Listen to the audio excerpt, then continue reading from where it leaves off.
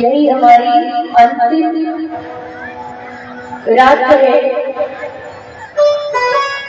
तो पता क्या कहना है, पता बोला वृक्ष से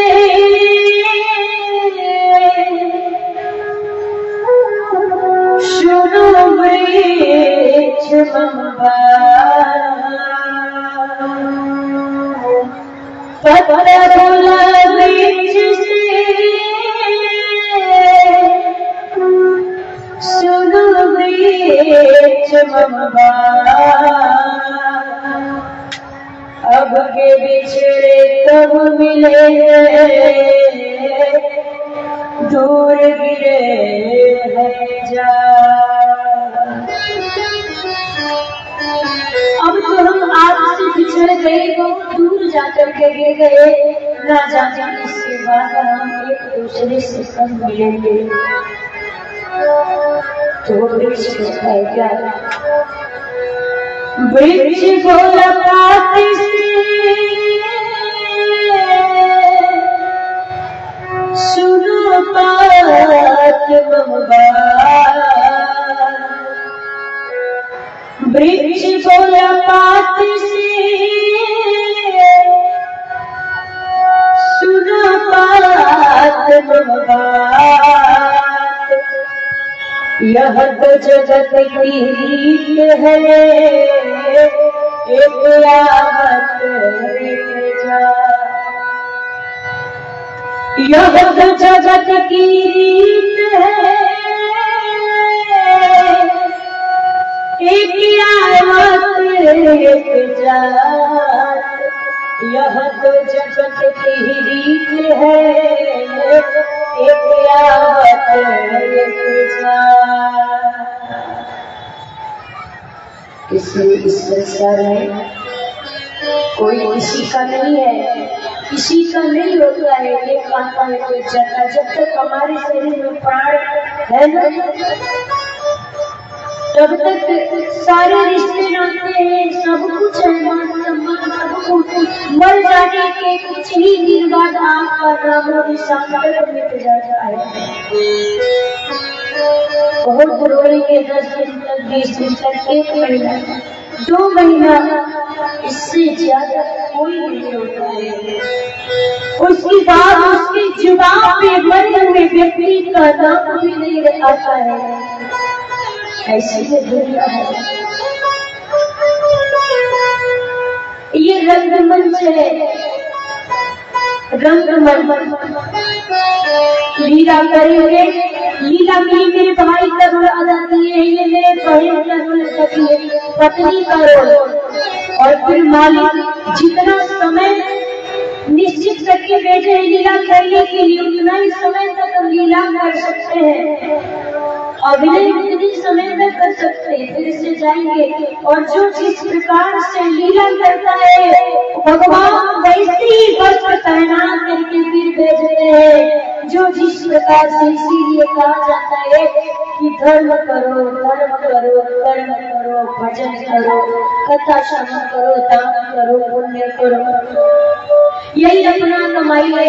ये जो दान करते हैं, भजन करते हैं, यही अपना कमाई है। ये धन दौलत तो सब दूसरा कमाई है, दूसरा खाता है, सब छोड़ के आप चले जाते हैं, दूसरा राज होता है। इसलिए जो अपना स्वयं का कमाई है, उसको आप अपना धन इकट्ठा करो। तो इसलिए इसी बात सब कुछ छोड़ करके भगवान को याद करिए, भगवान को भजिए। नहीं तो राम राम की लूट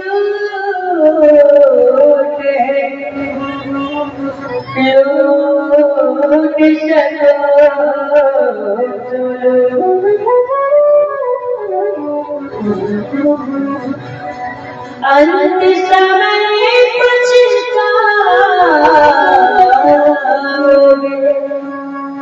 जब प्राण जाएगा।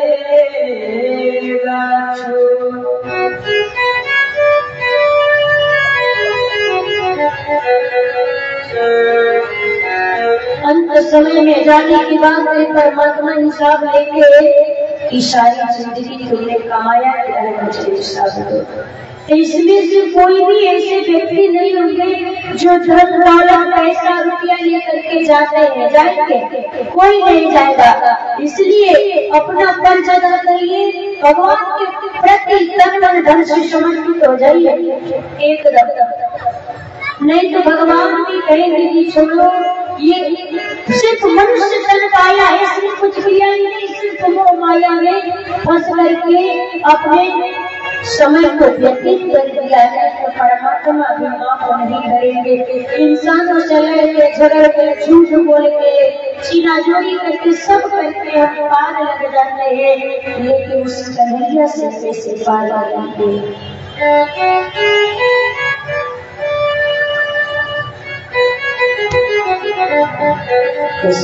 भजन करिए।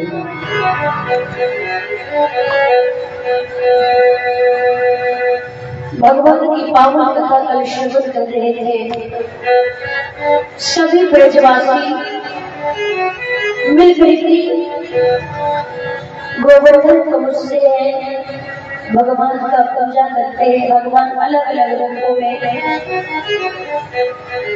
एक रूप से पूजते हैं, एक रूप से पूजाते हैं, एक रूप से मांग करके खाते हैं, एक रूप से आशीर्वाद सबको देते हैं। जो जो भगवान की पूजा की, जिन्होंने भी भगवान की पूजा की, सबको भगवान मन चाहा वरदान दिए। सभी ने गोवर्धन भगवान की परिक्रमा की और परिक्रमा करके अपने अपने घर को आ गए। इसके बाद देवराज इंद्र ने देखा कि प्रत्येक वर्ष ब्रजवासी सिर्फ मेरी पूजा किया करते थे, परंतु इस वर्ष मेरी पूजा न करके उस पाषाण की पूजा करते हैं। मेरी पूजा न करके उस पाषाण की पूजा कर रहे हैं, उस कन्हैया की पूजा कर रहे हैं।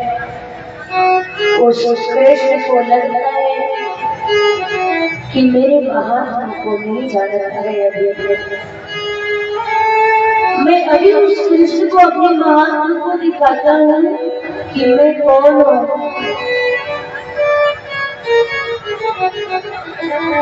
इंद्र ने प्रलय काली मेघों को आदेश दिया कि जाओ सारे ब्रज को बहा डालो। ब्रज में एक भी लोग बच नहीं ना पाए, इतनी जोर से बारिश कर देना।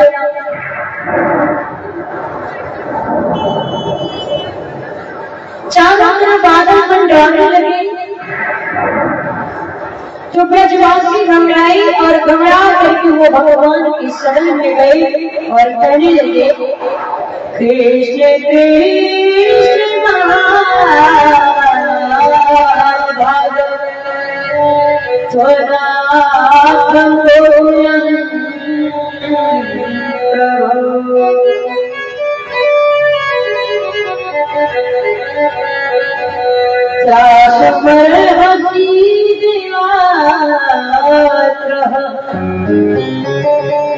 कुपिता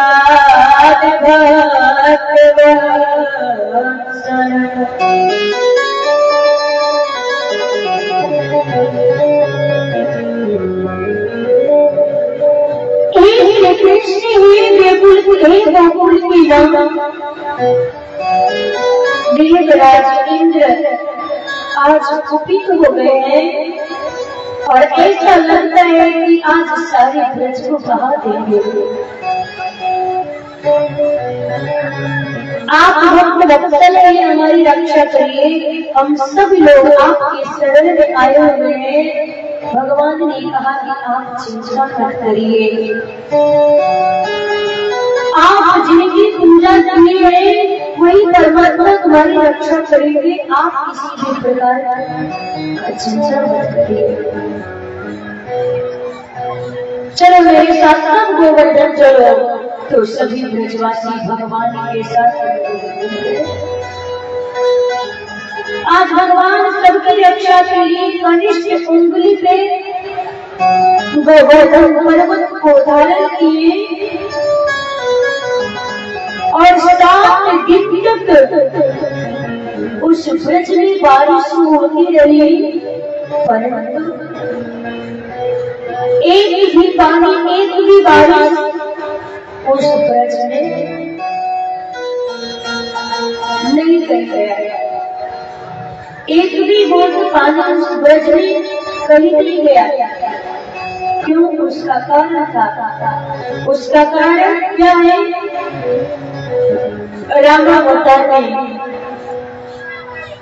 जब अखिल कोटि ब्रह्मांड मर्यादा पुरुषोत्तम भगवान राघवेंद्र सरकार जी वन से वापस अवध में आए तो प्रतिदिन जानकी जी ब्राह्मणों को भोजन कराती थी। प्रतिदिन भोजन कराती थी। एक दिन भगवान राघवेंद्र सरकार जी अगस्त मुनि जी को निमंत्रण दिए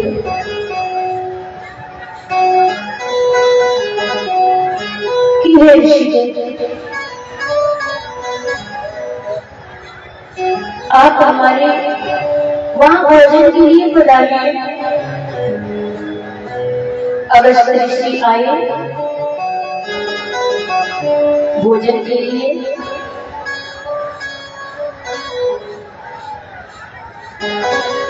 माता जानकी जी भोजन करवाने लगी।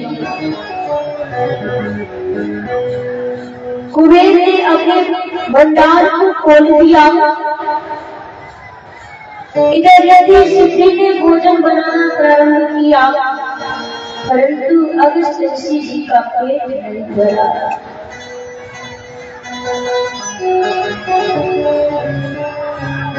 जब इतने में भी सारा भंडार खाली होने को था, खाली हो गया। इतने में भी जब पेट नहीं भरा अगस्त ऋषि जी का,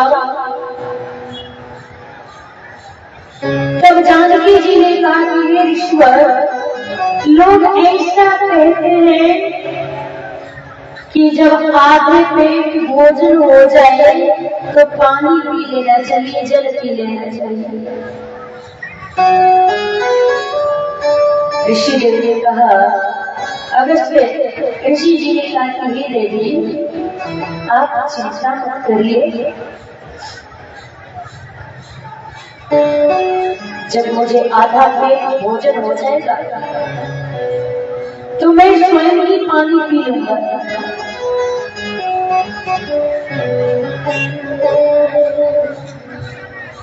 जानकी जी मन ही मन सोचने लगे कि जो व्यक्ति इतना भोजन किया है, कुबेर का सारा भंडार खाली हो गया, रिद्धि सिद्धि भोजन बना रही, फिर भी इनका पेट नहीं भरा। जो इतना भोजन किए वो पानी कितना पी सकते हैं?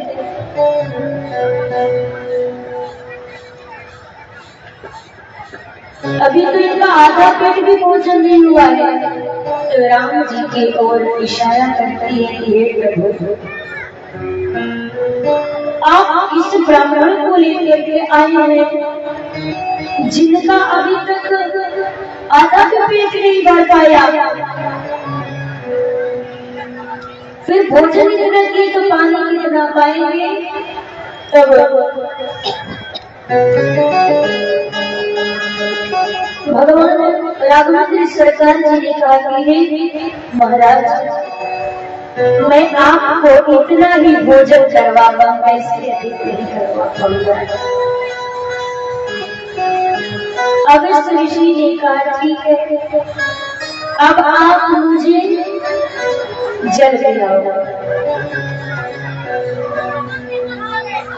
कहा कि अब जल पिलाओ।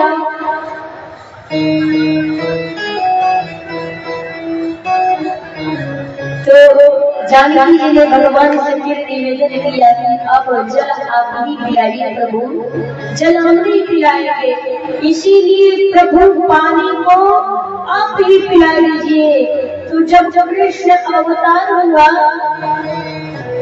तो भगवान वही कनिष्ठ कुंडली से गोवर्धन पर्वत पर जा करके सारी जल एकत्र कर दिया, कहीं ब्रज में जाने नहीं दिया।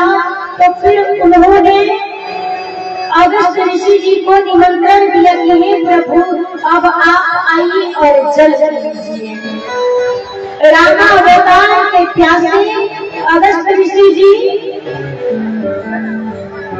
इस कृष्ण अवतार में पानी पिए है। इस द्वापर में त्रेता का प्यासा द्वापर में आज जल पिए है। यही कारण था सारा जल अगस्त ऋषि ने पी लिया। यही कारण था कि 7 दिन तक बारिश हुआ, परंतु ब्रज में कहीं भी एक बूंद पानी नहीं गया।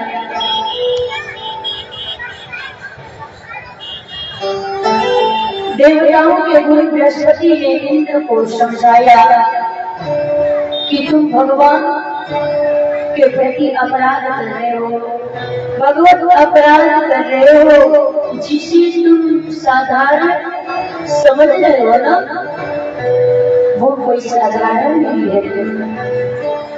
जिसको आप साधारण बालक समझ रहे हैं, वो साधारण बालक नहीं है, वो स्वयं ब्रह्म है। आप उनके शरण में जाइए।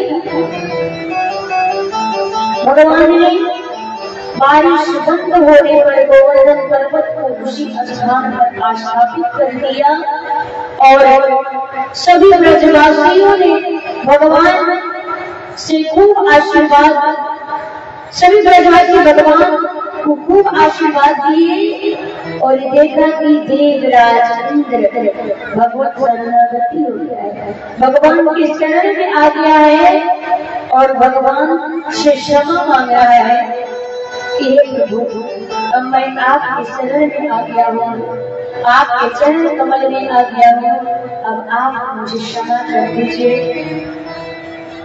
विशुद्ध सतम तव धाम शांतम तपोमयं जत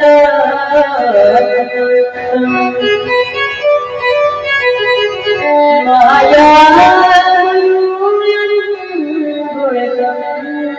प्रवाह न विद्यते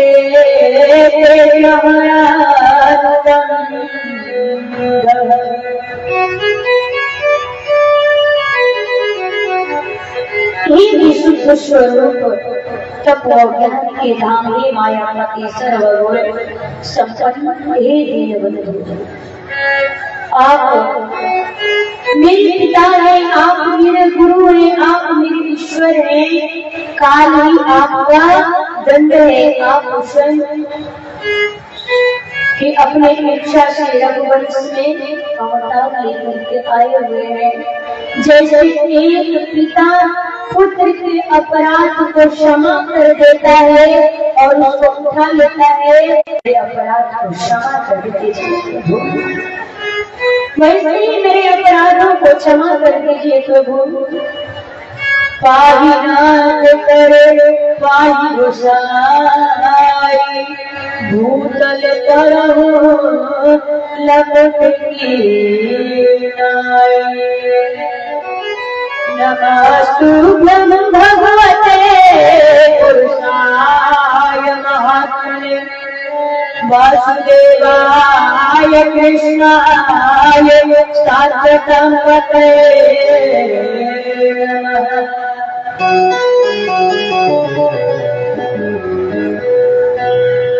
हे परम पुरुष भगवान, हे वसुदेव नंदन, हे यदुवंशियों के पति, मैं आपकी शरण हूँ।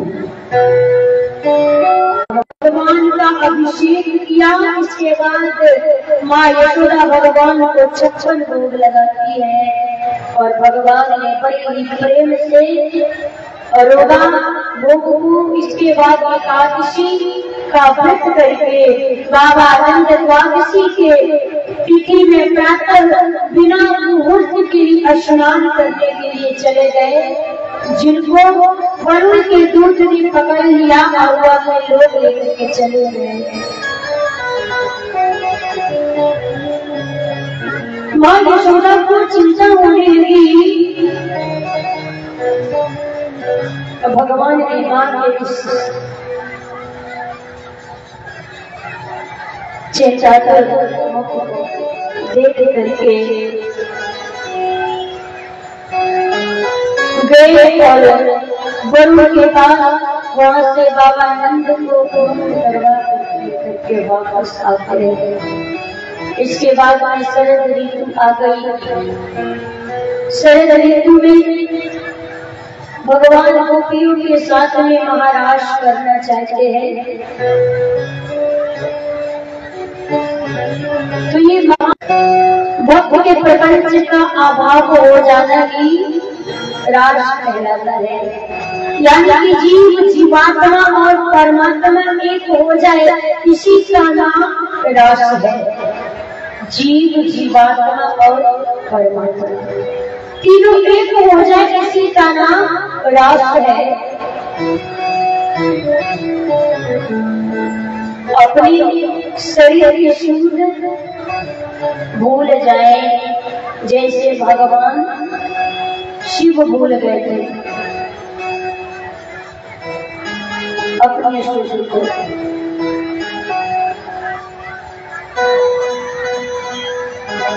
भगवान के उस महाराज में भगवान शंकर भी पधारे थे अर्धनारीश्वर बन करके।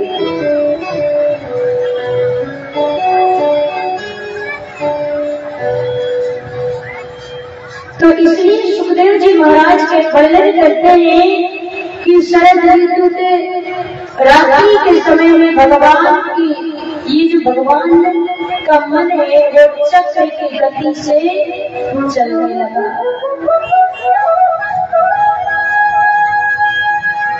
शरद ऋतु की रात्रि में भगवान का ये मन चक्र की गति से चलने लगा। उनके मन में संकल्प और विकल्प जगने लगा। तो भगवान ने योग माया का आश्रय लिया और गोपियों का मन हरण करने के लिए बांसुरी की नाद करने लगे, बांसुरी बजाने लगे।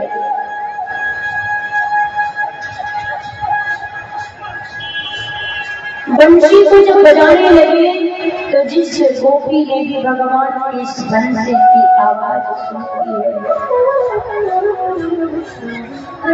दौड़ करके भगवान के पास जाती है कि आज मेरा कन्हैया मुझे पुकार रहा है, अब मुझे जाना चाहिए।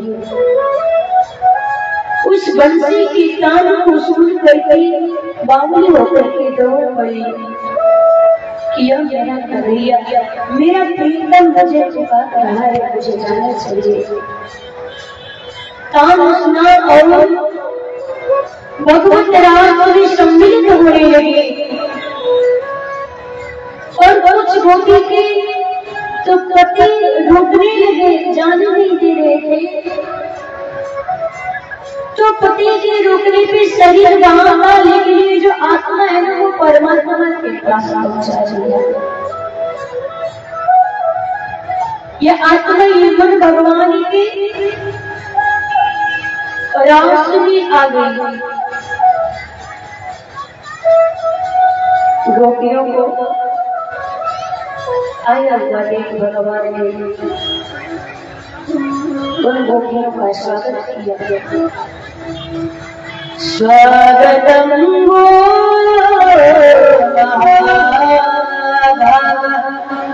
प्रियम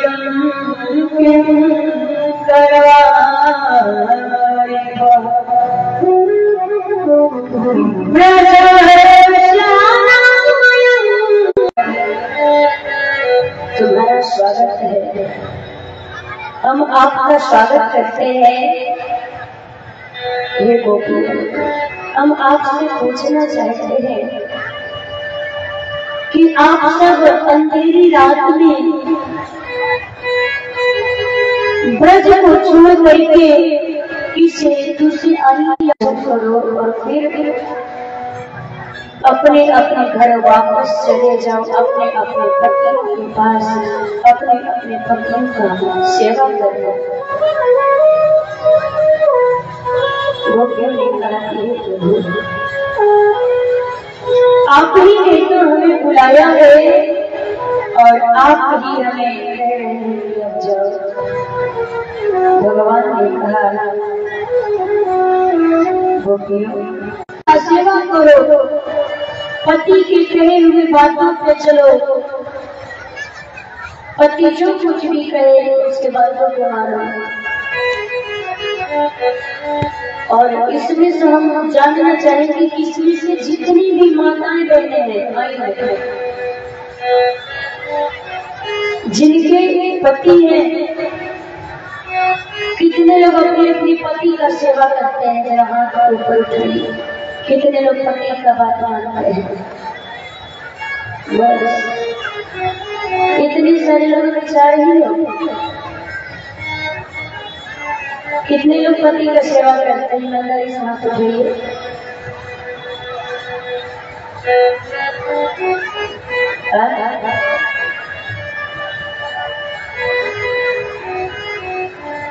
कितने लोग करते हैं? कोई नहीं करता है। आप लोग करते हैं?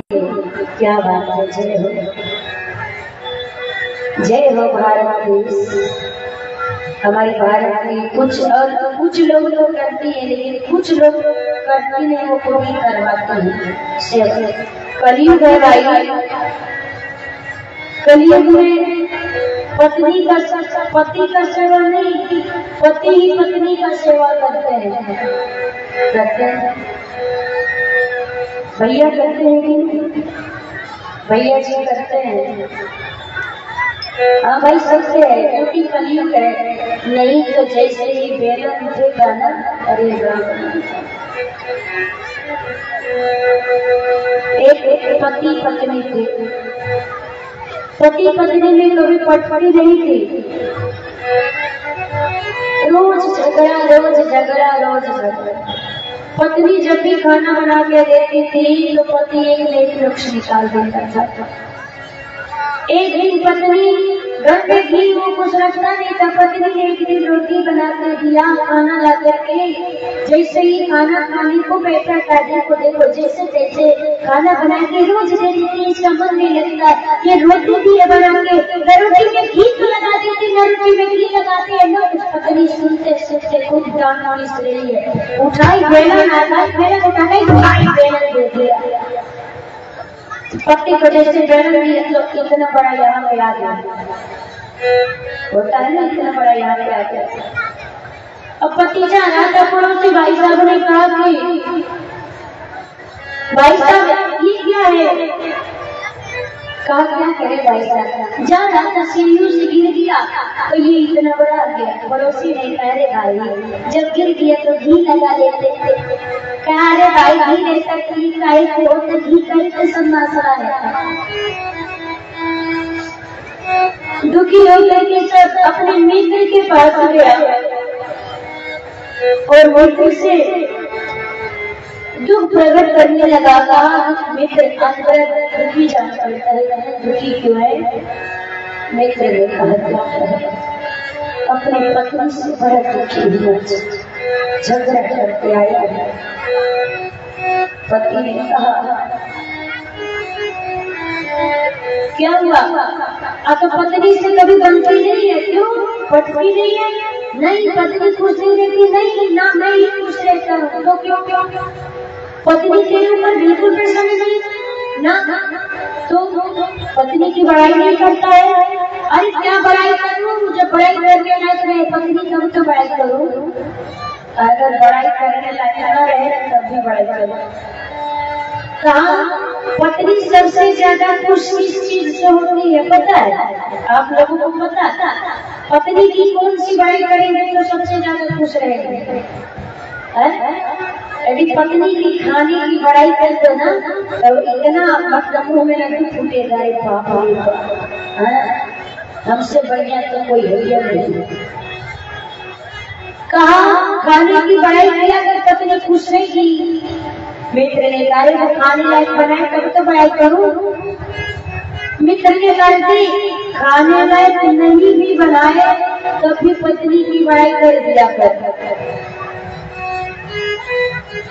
पति ने कहा ठीक है। मित्र ने कहा कि आज जाना तो एकदम बड़ाई खूब करना, पत्नी खाना नहीं भी सही बनाए तब भी पत्नी का खूब बड़ाई करना। मित्र ने कहा ठीक है, तू कह रहा था बड़ाई का खूब फूल बांध।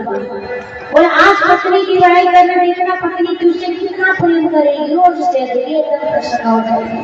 झूठ मूठ में भी पत्नियों का बड़ाई कर दिया जाता है कभी कभी प्रसन्न रखने के लिए। तो इधर से आया सोच के कि आज तो अपनी पत्नी जी का खूब बड़ाई करूंगा। जैसे ही घर पे आया, अरे मेरी पत्नी जी क्या हाल चाल है? अरे आते ही पत्नी का शकल देख लिया, आज मेरा शुभ दिन हो। पत्नी बैठा, पत्नी ने क्या किया? पति जब बैठा तो पत्नी भोजन लेकर के आई, सामने रखी और भोजन जैसे ही रखी पत्नी के बड़ाई का फूल बांधने लगा। अरे पत्नी जी, अरे पत्नी जी का हाथ लग गया, ये इतना स्वादिष्ट भोजन होगा। अरे ये रोटी है, ये देखो, अरे ये चांद का टुकड़ा है, ये देखो, अरे ये रोटी नहीं है, चांद का टुकड़ा है। अरे मेरी पत्नी जी का हाथ लग गया, ये चांद का टुकड़ा बन गया है। अरे ये चावल नहीं, ये फूल बन गया। अरे ये जल नहीं, अरे पानी नहीं, ये जल, अरे जल भी नहीं, अमृत हो गया है। मेरे पत्नी जी का हाथ लग गया है, ये भोजन बन गया। इससे सुंदर भोजन तो जीवन में आज से पहले कभी नहीं खाया। इतना सुंदर भोजन तो मैंने अपने जीवन में कभी नहीं किया है। आज पत्नी सुन रही थी, बेलन लेके आई, जैसे कहा इतना सुंदर भोजन, पत्नी उठाई बेलन, आई जैसे पीछ के जमाए। अरे पत्नी जी, वास्तव में आज ये बेलन भी सुंदर लग रहा है, इतना सुंदर भोजन मत कुछ ऐसा कभी नहीं। फिर उठाई बेलन, इतना बेलन मारी, क्यों मार रही है? मैं जब बड़ाई करो, पत्नी ने कहा 30 के 30 दिन में खाना बनाती हूँ, आज तक नहीं कहा कि भोजन अच्छा बना है। आज मैंने होटल से क्या मंगवा के दिया है, इसलिए तो बड़ाई का फूल बांधा है। तो कहने का भाव कि पत्नी का भी बड़ाई थोड़ा सा सोच समझ करके करना पड़ता है, नहीं तो एक भी बेलन बाहर नहीं जाएगा। बड़ाई भी करिए पत्नी का तो सोच संभल के, बहुत डर भी रहता है बेलन से। तो यहाँ पत्नी से लोग डरता है तो सेवा पत्नी से क्या करवाएगा? पत्नी का सेवा करना पड़ता है। कलयुग है, कलयुग में करना भी पड़ता है, लेकिन ऐसा नहीं, पति पत्नी दोनों को करना चाहिए बराबर। सुख दुख में पति भी साथ दे, क्योंकि जितना अधिकार पति का होता है उतना अधिकार पत्नी का भी होता है। यदि पत्नी आपको भगवान विष्णु मान रही है तो आपका भी फर्ज है कि आप भी पत्नी को लक्ष्मी मानो। और जो लोग पत्नियों का सम्मान नहीं करते हैं, स्त्रियों का सम्मान नहीं करते, उसके घर में लक्ष्मी नहीं रहती है, लक्ष्मी रुष्ट जाती है, देवता निवास नहीं करते हैं। इसलिए आप सम्मान करिए स्त्रियों का। स्त्रियों के प्रति आपके हृदय में सम्मान रहना चाहिए।